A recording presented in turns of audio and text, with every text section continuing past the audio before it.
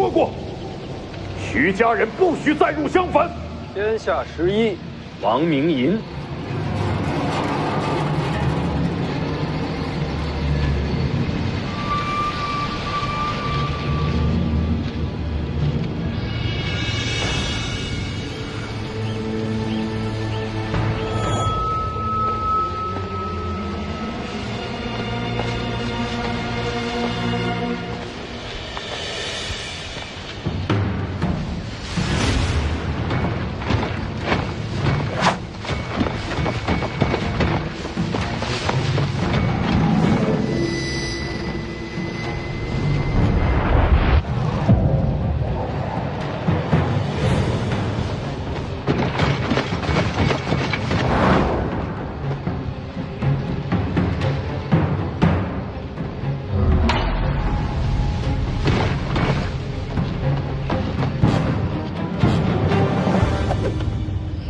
还行。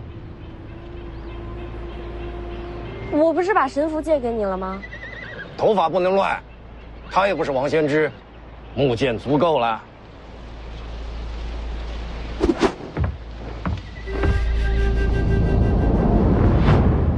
天下11啊，那就让我看看，如今天下都是些什么货色。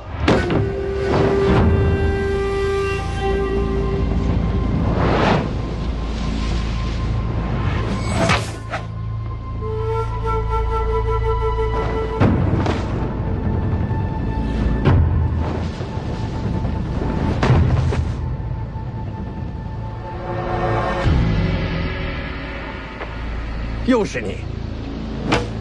剑中无六鼎，携素王剑而来，再求一战。天下名剑位列第2的古剑素王，剑呢？会让前辈看到的。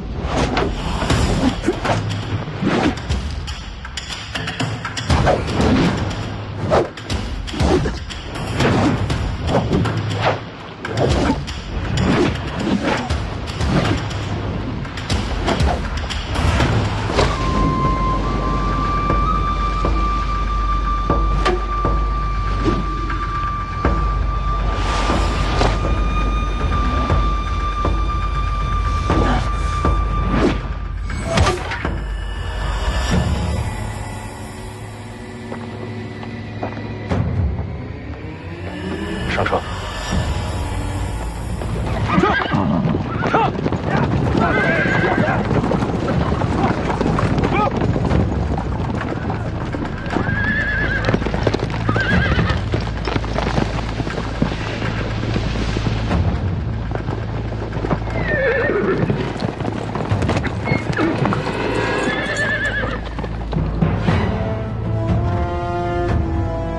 骑弩。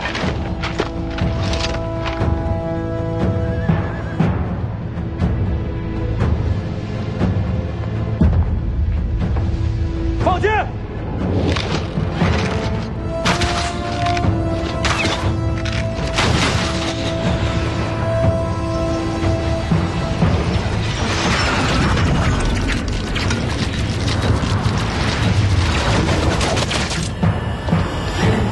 再放！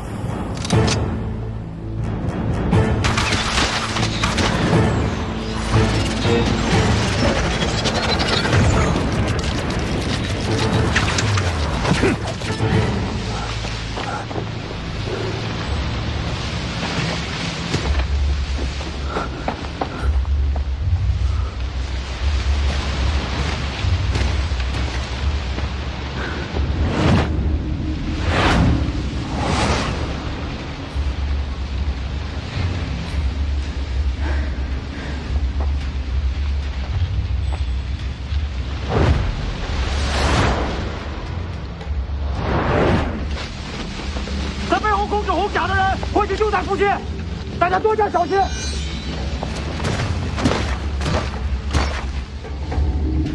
交战时，我会设法将红甲停滞一刹那，到时咱们全力破甲。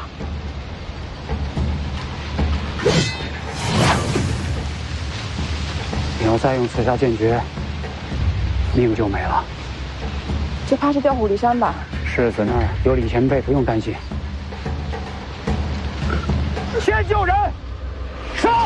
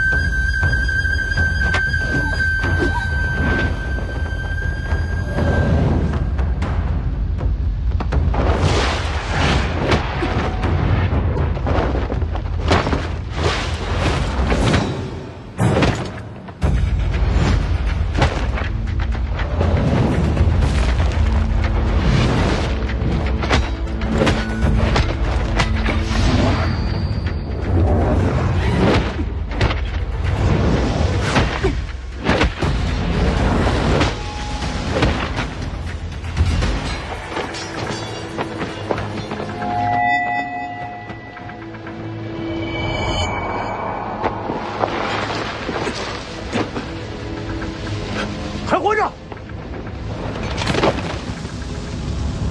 草木之徒，草木之徒，小心不巧！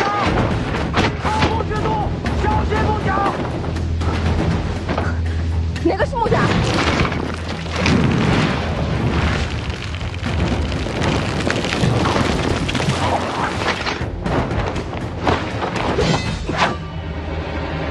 有硫磺味，那是火甲。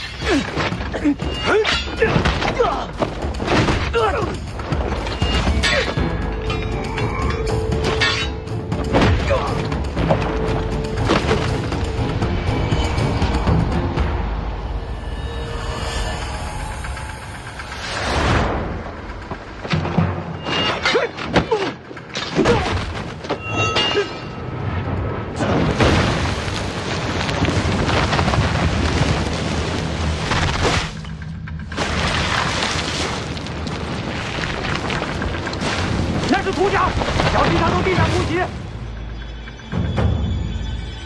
这一个都是怪物，还怎么打？再给我点时间。还有多久？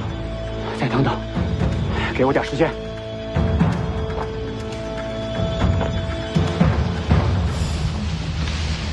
弃奴，拔刀。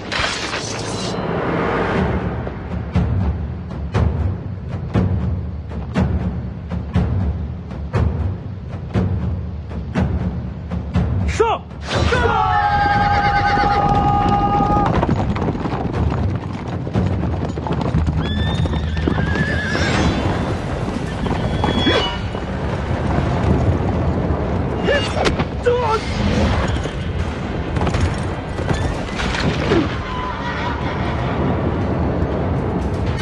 再上！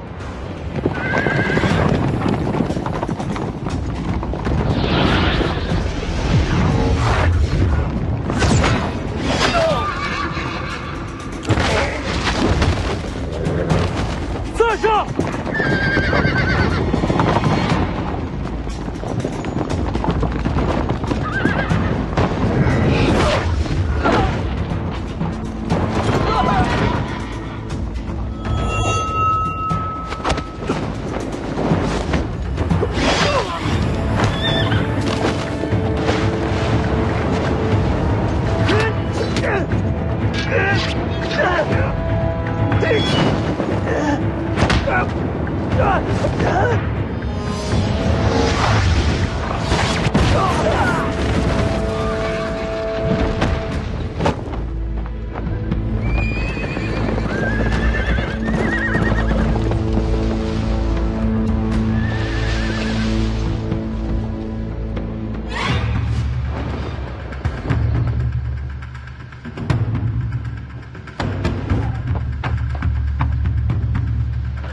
前辈就别关心那边了。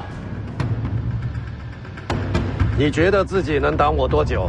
尽力而为。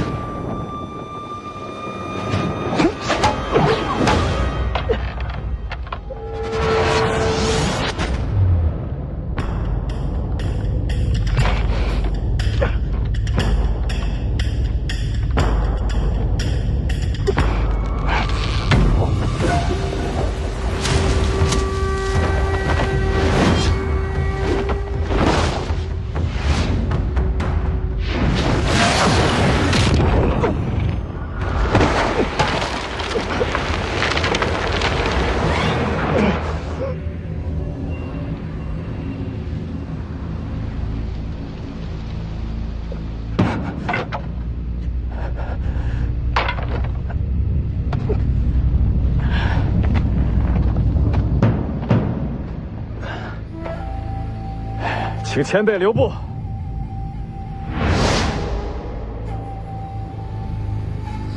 还真是素王剑。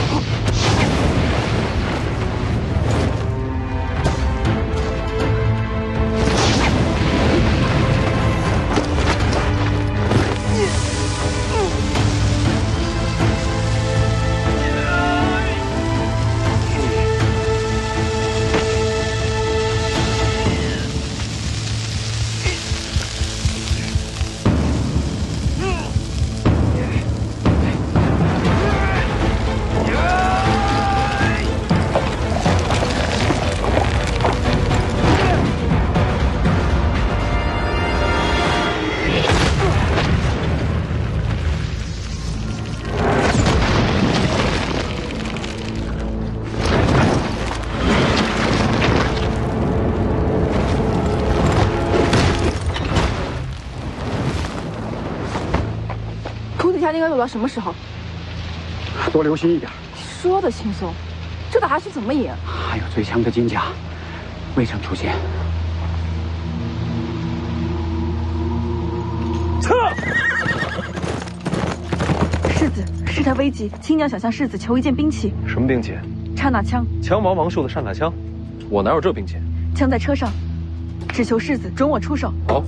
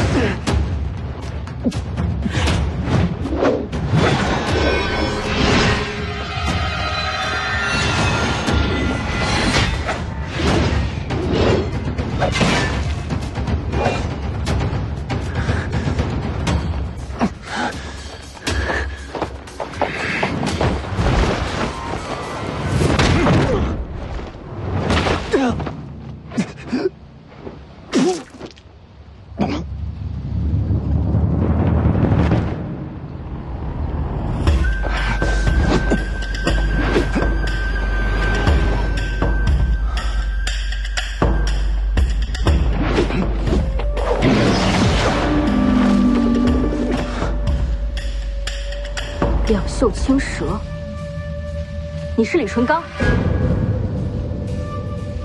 剑神。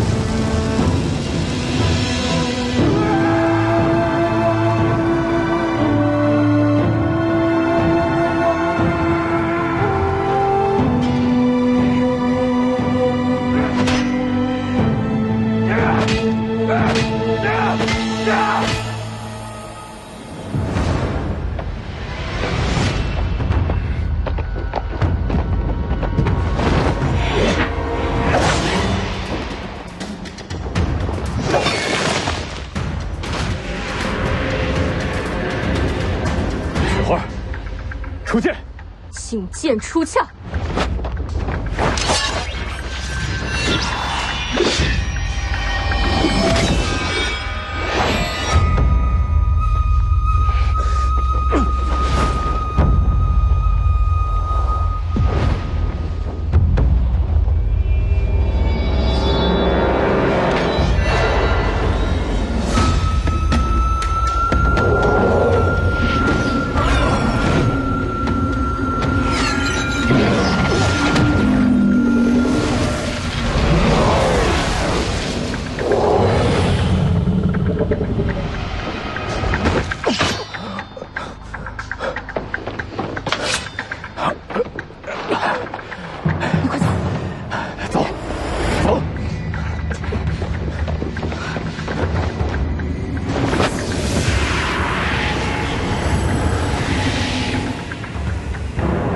我快不行了！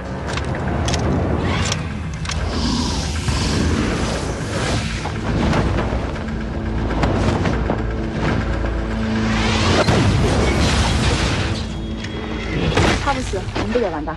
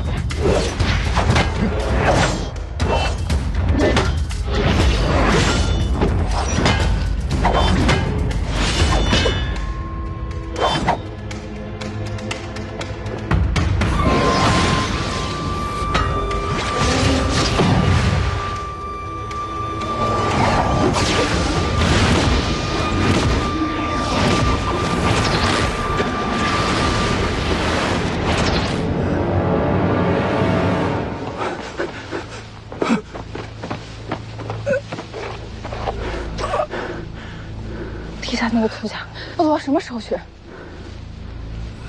不好，世子危险，叔兄，快！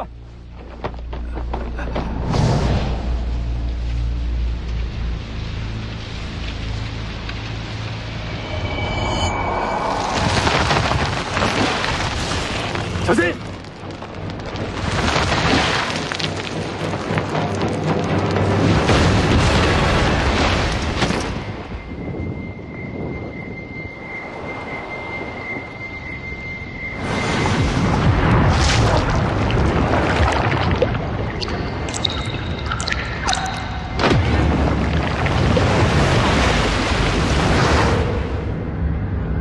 一剑仙人跪。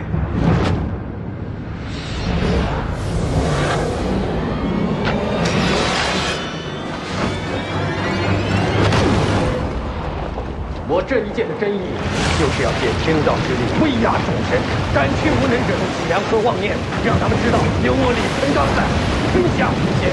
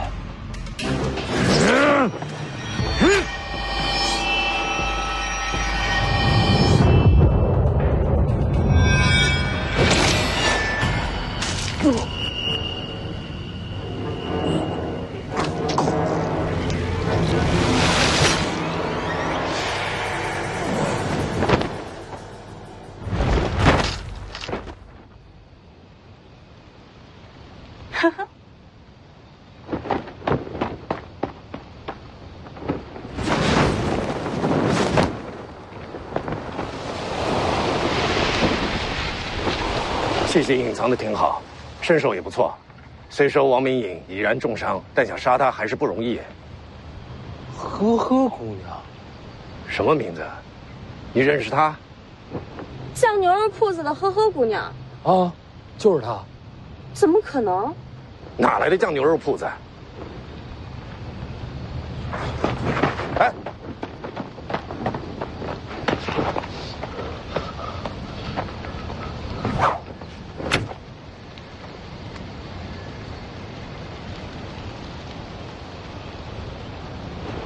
能救吗？这丫头为了你连命都不要了，抬上车去，我试着救她。还有凤子营将士也请前辈束手。我是剑客，不是郎中啊。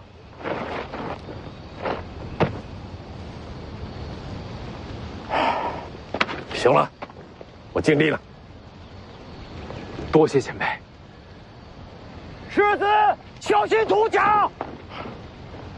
果然跑这边来了。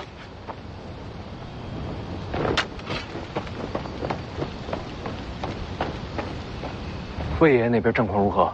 穆家和霍家全毁了。霍家回去前，自然暴力，女言堂过量运用赤霞剑诀。前辈，已经脉寸断。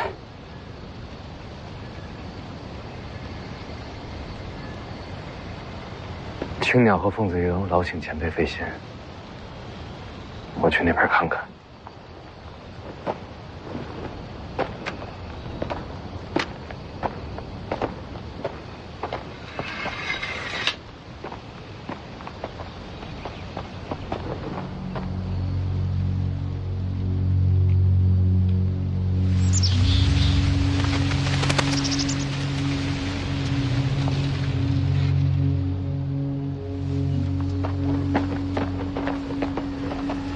世子，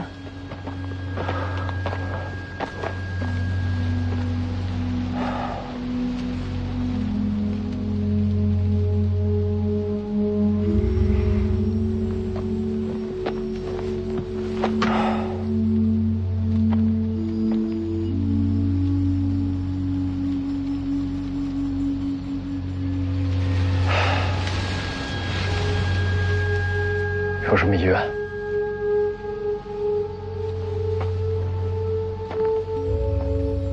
林家剩下的人，你给留条活路。好，我答应你。你呢？死后要不要葬入林家祖坟？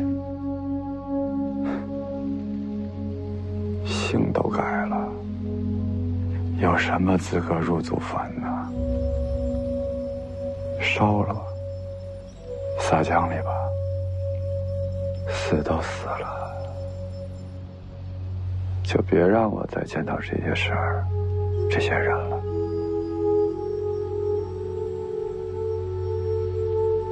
哎，刚才作战的时候，我是赴死去的。我知道。我毁了自己的家族，到最后连一家人都不接受我。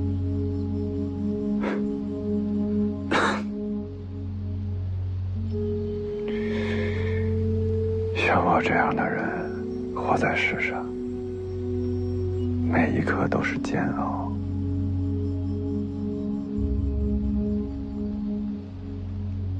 我知道。我说的话做到了吗？没让你受伤是吧？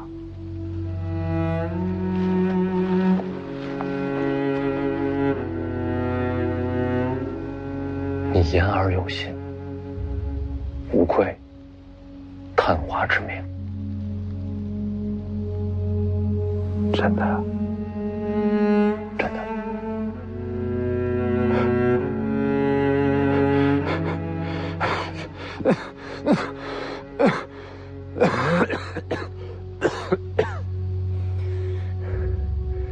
人生的这条路就这么走完了。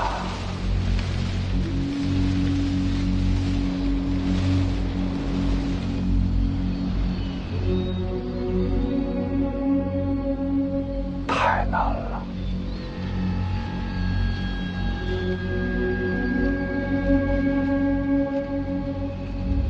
去你的世子！去你的世道！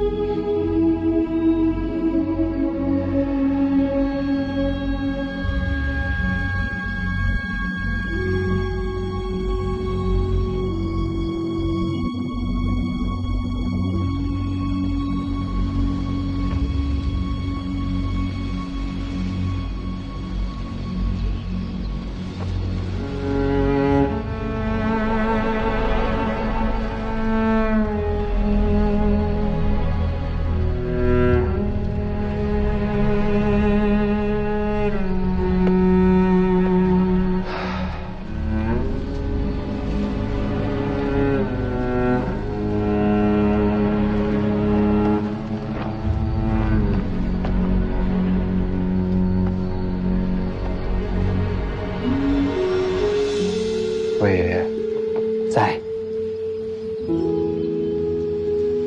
替他火化尸骨，骨灰装入坛中。明白。这边我来处理，世子，先回马车那边。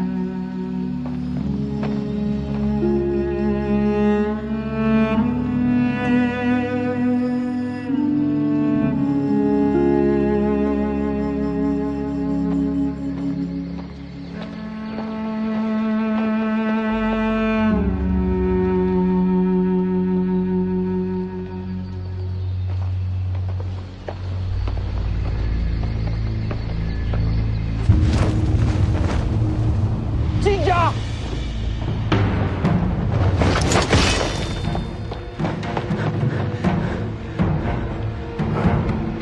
最强的金甲，现在才动手。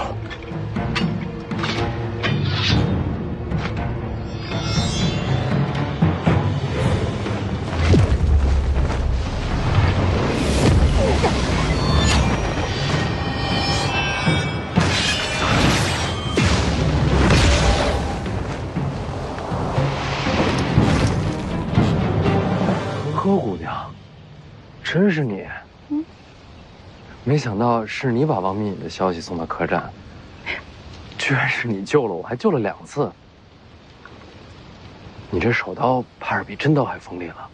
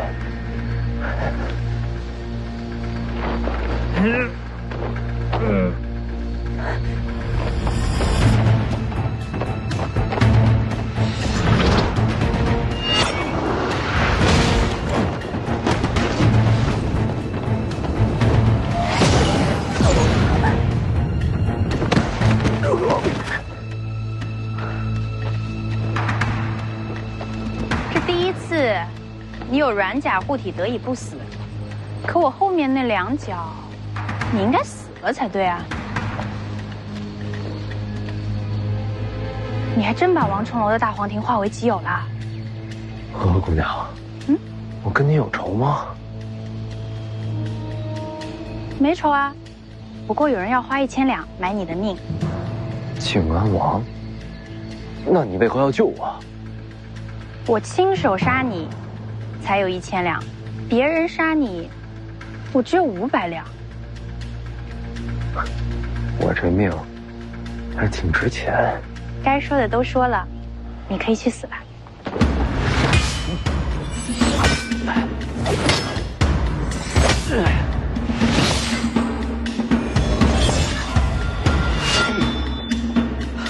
你这不是刀法。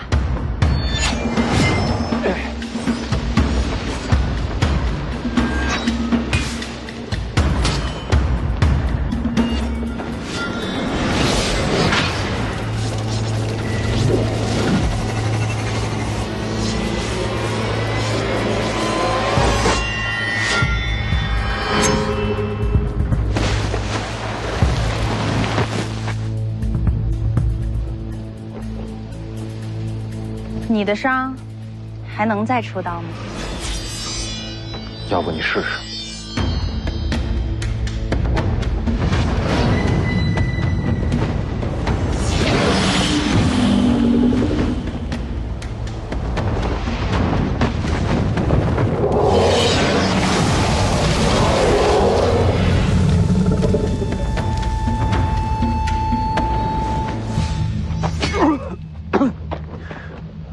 你没事吧？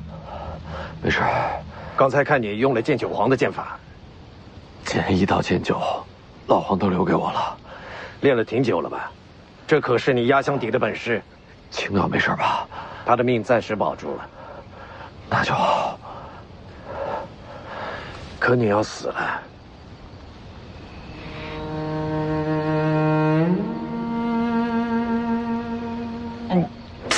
喂，小子，小子！哎呀！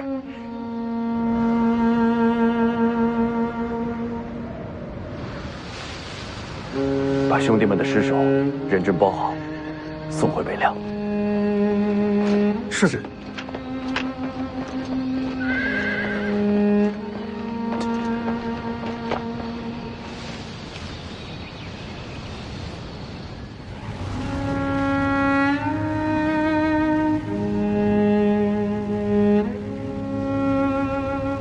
他没事吧？你醒了，他的命是保住了。我正在给他输送真气，命保住就好。你还是多管管你自己吧。小妮儿，你这会儿杀我，一杀一个准儿。神符不是借给这老头了吗？没法杀。神符还你。反正你也快死了，不差这一刀。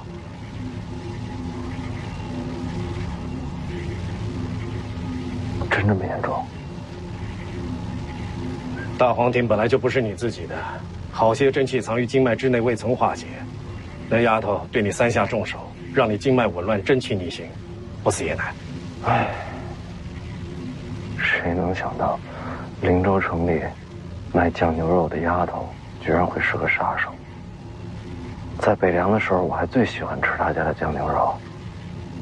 还想着酱牛肉？前辈，我还有活路吗？有。我现在出手，废你丹田气海，化去一身大黄庭，你大概能活。但是那样我就废了。本来真气就不是你的，没真气总比死了强吧？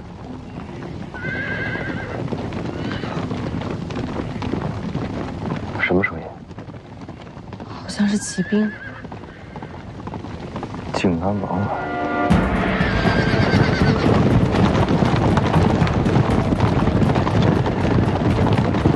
铁骑现在才入场，好一个靖安王！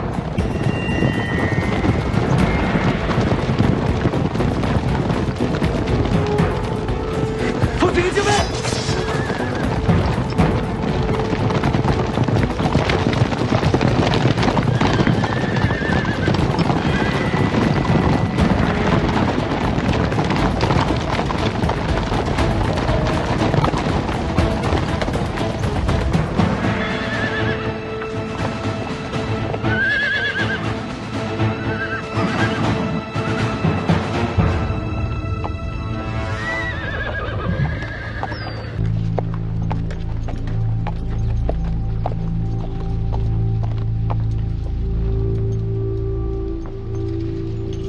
许凤年呢？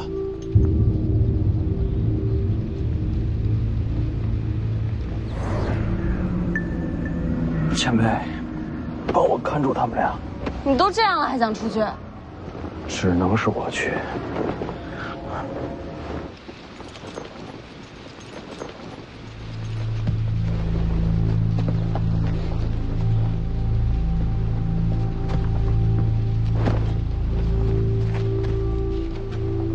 王叔，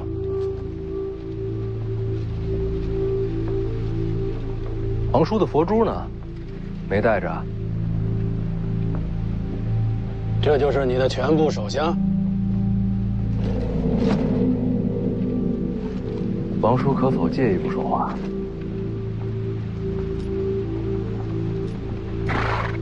跟过来。我随世子过去，你们留下，我陪王叔单独聊。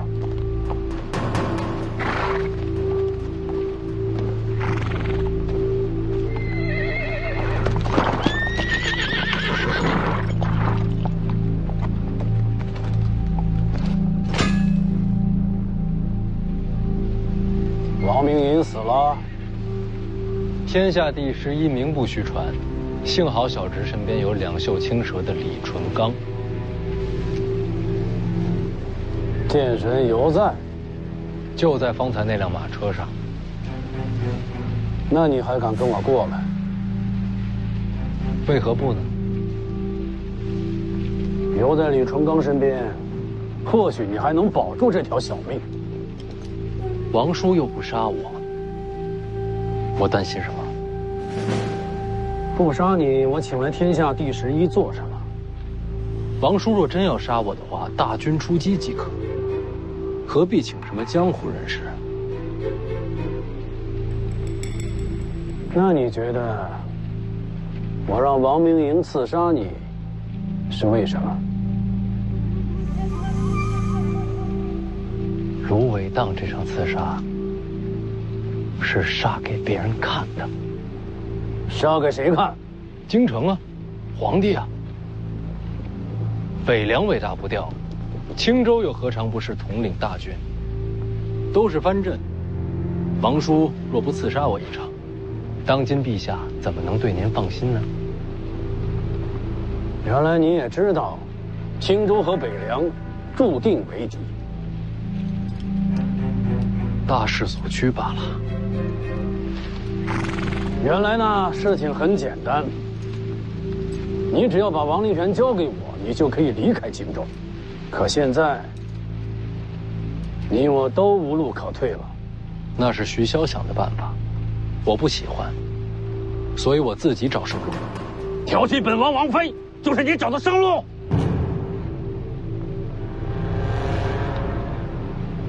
再相反，乃至整个青州，人人皆知，王叔最宠爱的，就是王妃裴南伟。青州境内都知道，晋安王将王妃裴南伟视作珍宝。世子赵寻呢，曾经痴迷裴南伟，后来呢，被晋安王娶做王妃。成亲之后，晋安王对王妃宠爱有加。那不仅仅是襄樊城，整个青州，都知道王妃是晋安王最爱之人。而我呢，一直在想一个问题。晋安王到底是怎样的人物？当年众王夺嫡，王叔城府最深，麾下嫡系不到最后时刻绝不显山露水，只是时运不济，才败给当今圣上罢了。那都是很久以前的事了，有什么好说的？一个城府如此之深的人，怎么可能会让全青州都知道自己的弱点？王叔若是真宠爱裴南伟，只会把他深藏府中，绝不让人知晓。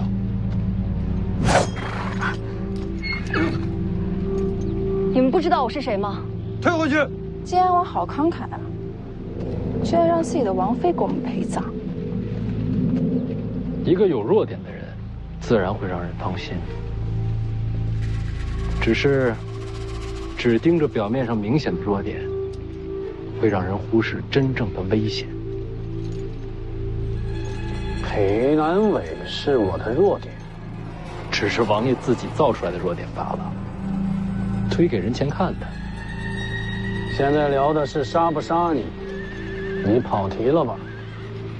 王叔送来的弱点，正是小智的生路。王叔其实心知肚明，一直有一条可以光明正大放我离开青州的理由，而且还不会遭到朝堂猜忌。送职千里。当我看到这4个字的时候，我就和裴南伟说了，王叔的这句话有2层意思。2层意思。第一层好解释，千里向下，视为九泉。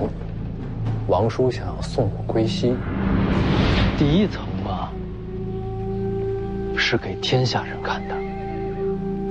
我调戏王妃，惹来杀身之祸。第2层意思呢？这第2层意思，王叔是在送礼，把礼物送给小侄，送至千里之外。礼物是什么？那自然是裴南伟了。本王把自己的王妃送给你，这才是王叔不杀我最好的理由。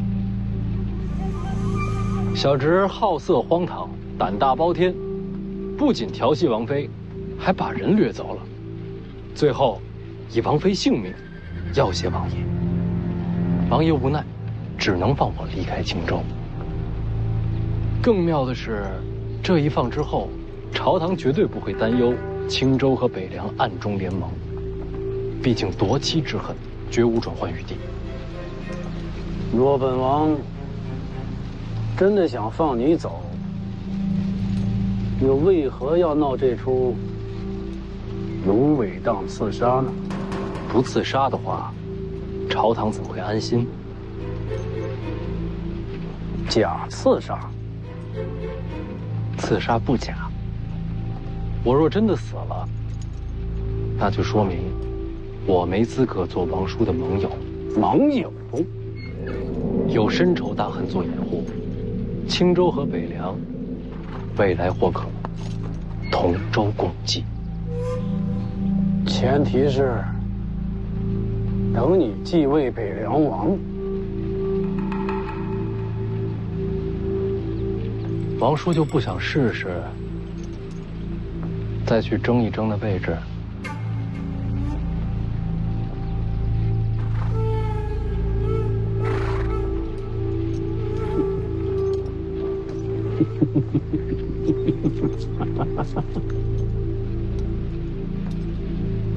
徐骁生了一个好儿子。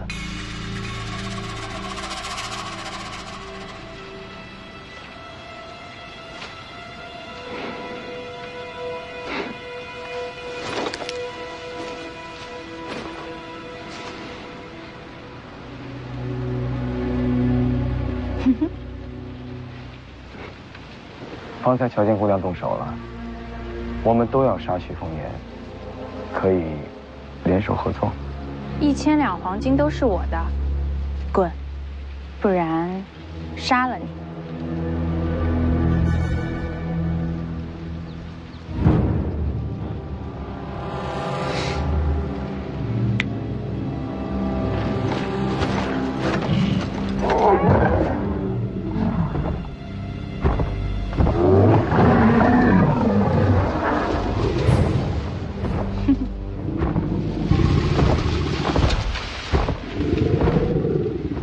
滚！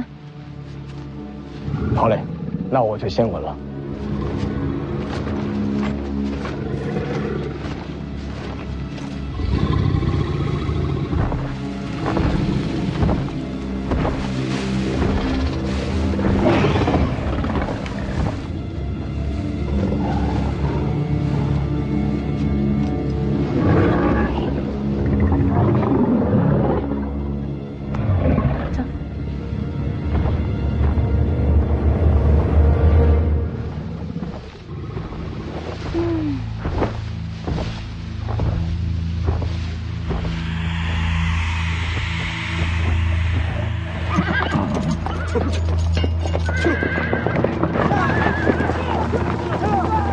死的。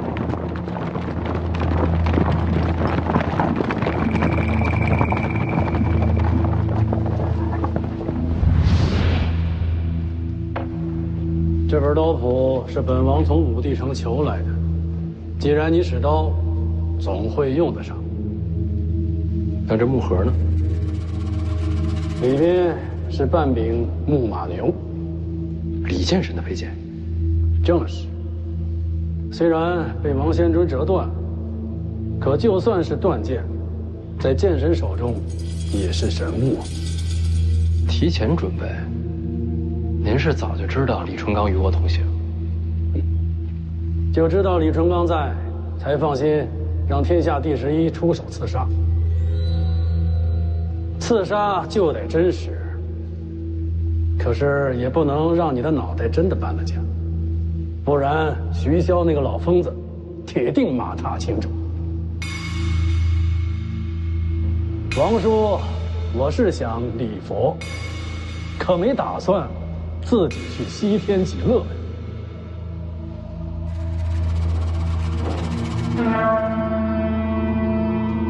你可以走了。最后一个问题，你是不是花了1000两黄金，让一个女孩杀我？有这回事儿。和和姑娘是你训练出来的杀手？你问太多了。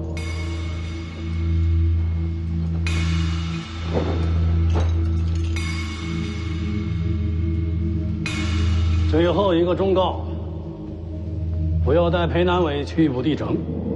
这个女人有问题，我怀疑她是故意接近我儿子，所以我干脆先把她娶了。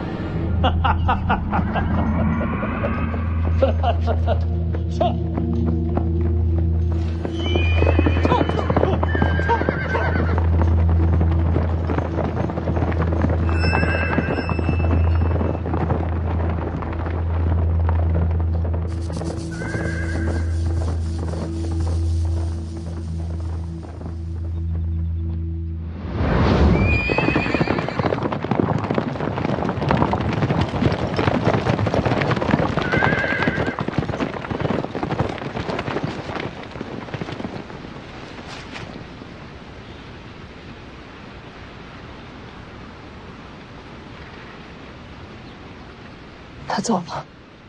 没错，把你留下了。你就不想问问，我准备对你做什么？我倒是有一个问题。你说。你送走王灵泉，约我来芦苇荡，是早就猜到有一场刺杀。是有准备。你给了王家生母，可最后还不是让凤子颖为你冒险？这些人，全都是因你而死。徐凤年，你的慈悲可真虚荣。放肆！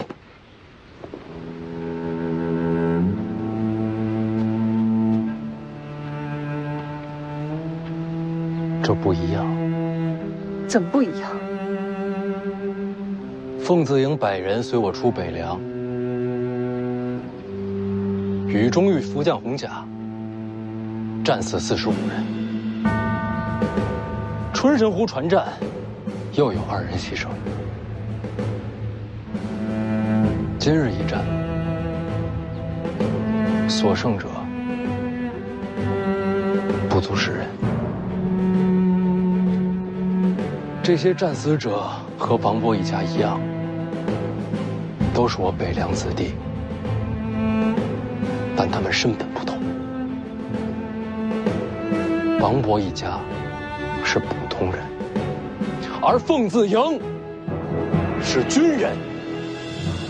军人的意义，就是用自己的血和剑，保护像王伯一家这样的普通人，平安无恙。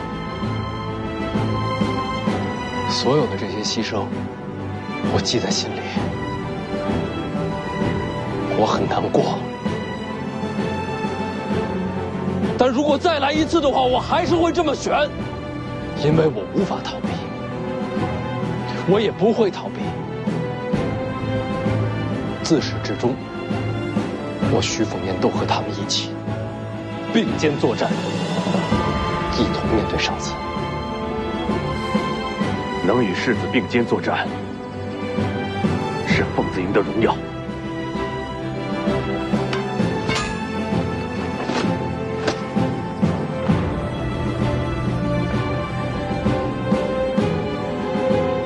世子，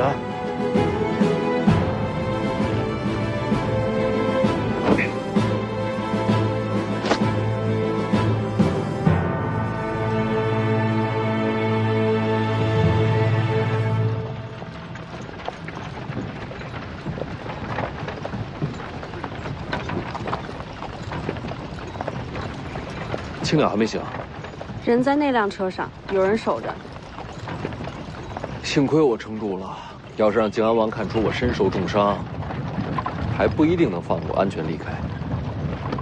你倒是做了个好买卖，一早就想着劫走王妃。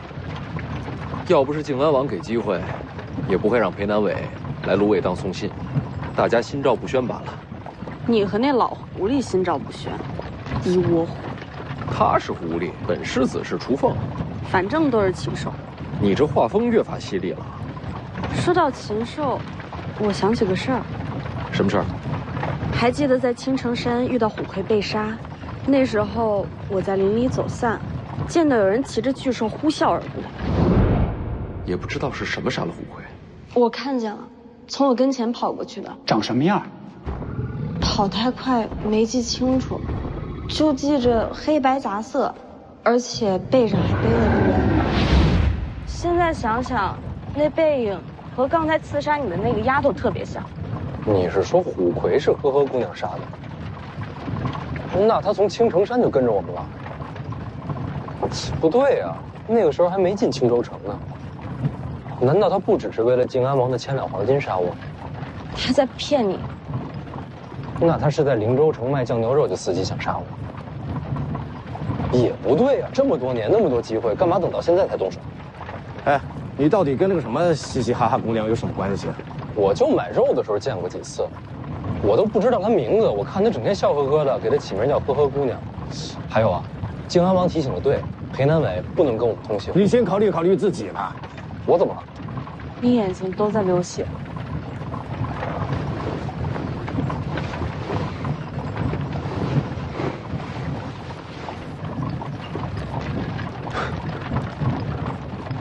这便是七窍流血吗？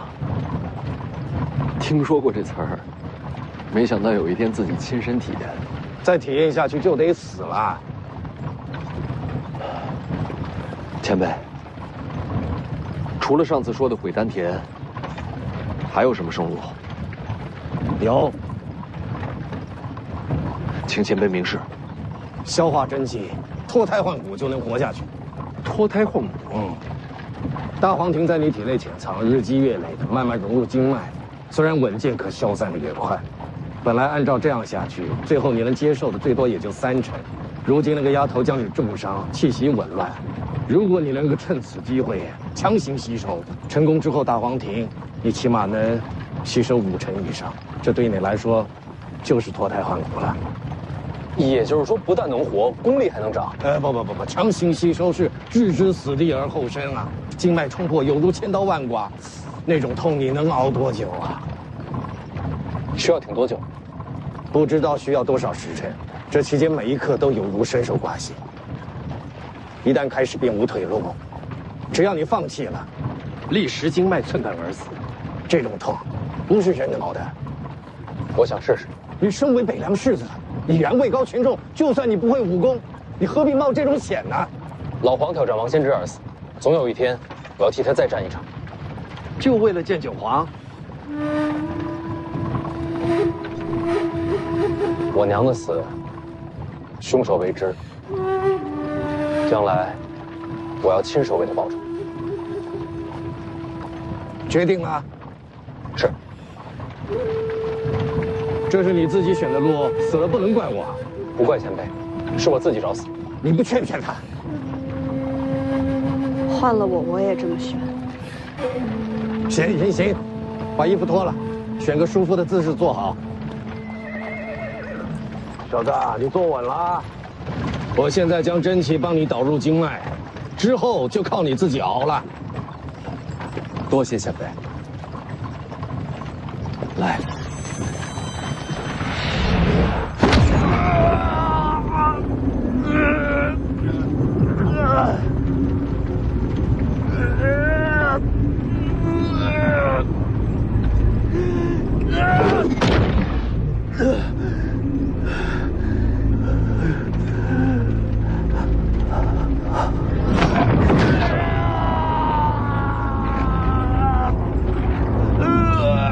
这才刚开始呢，忍着点。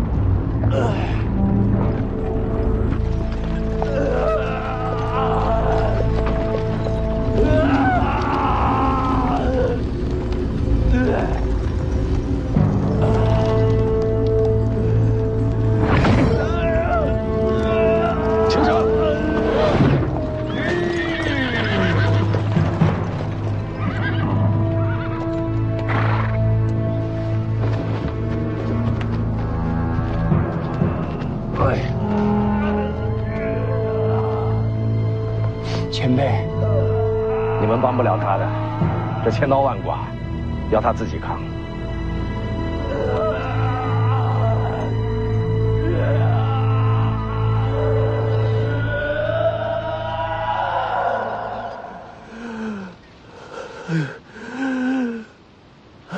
再疼也比死了强。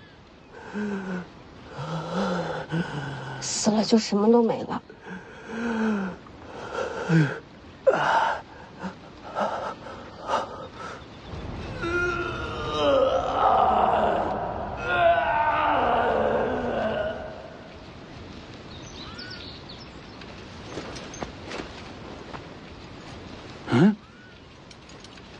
怎么没声了？疼了那么久，怕是喊不出声，也没力气动了。这都几个时辰了，还要熬多久啊？那得看他自己。那熬不住呢？哎，熬不住就得死啊！前辈，世子若死了，我们这些护卫怕是都要陪葬，还请前辈救世子一命。没办法。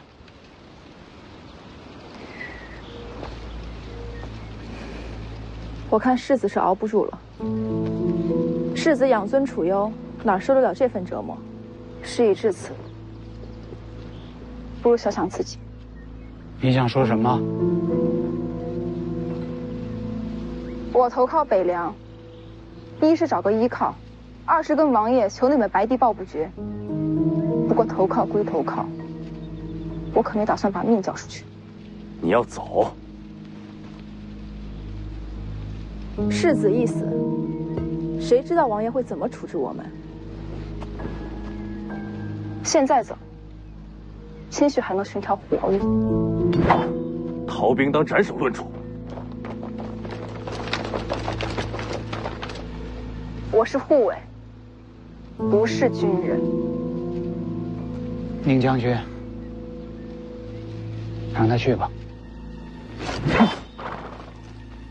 徐福年是熬不过来了，我劝你们别想想后果。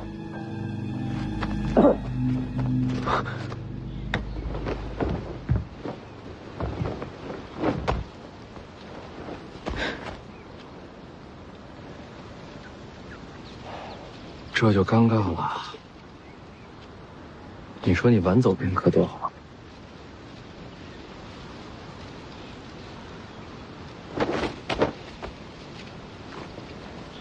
请世子治罪。我以为你会逃。既然世子没死，留下来，好处会多一些。起来吧。世子，这种人留不得。我会把那本《白帝抱朴诀》给你。舒修愿为世子效死。这就是场面话了。你我都清楚，你不愿意死的。不过没关系，用人嘛，不一定非要同生共死。北凉那么大，怎么会容不下一个舒修？徐骁之后又是世子，北凉气数当心。这附近有溪流或者水潭吗？这衣服都粘上了。